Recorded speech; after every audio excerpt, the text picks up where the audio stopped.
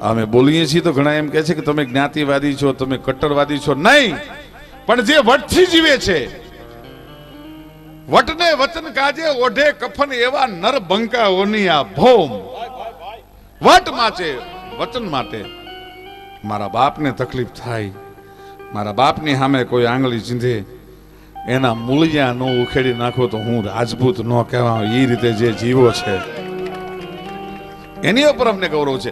પછી તમે કદાચ પટેલનો દીકરો આ પ્રતિજ્ઞા લેતા અમને ગમે, પણ તમે લેતા શીખો. આવું તમે પ્રતિજ્ઞા લેતા તો શીખો કે કેમ સમગ્ર ભારત વર્ષના ક્ષત્રિયોને ગૌરવ લઈ શકે એવું બળવંતસિંહ બાકાસર અને એક રીબડા મહિપતસિંહજીનો પરિવાર. આ સિવાય દુનિયા તકલીફ ન વેઠી શકે. બાકી એમને મુશ્કેલીઓ તો ઘણી ભોગવવી પડી છે મિત્રો. બાપુને અમે રીપમાં પ્રોગ્રામ હતો, બાપુની જીપમાં મને કે હું જોંગામાં કોઈને બિહારતો નથી. મેં કીધું બાપુ હું તમારી ભેગો જ આવું છું, અને હું બાપુની ભેગો. બાપુએ મને એક બહુ સરસ વાત કરી કે એમાં એક બાપુ રાત્રે જીપ લઈને નીકળ્યા અને એક પટેલનો છોકરો એ ગાડીમાં બેઠો, ઊંચો હાથ કર્યો, બાપુએ બિહાર્યો. હે બાપુ, તમારી ઉપર એટલા બધા વેર છે, તમને બીક નથી લાગતી?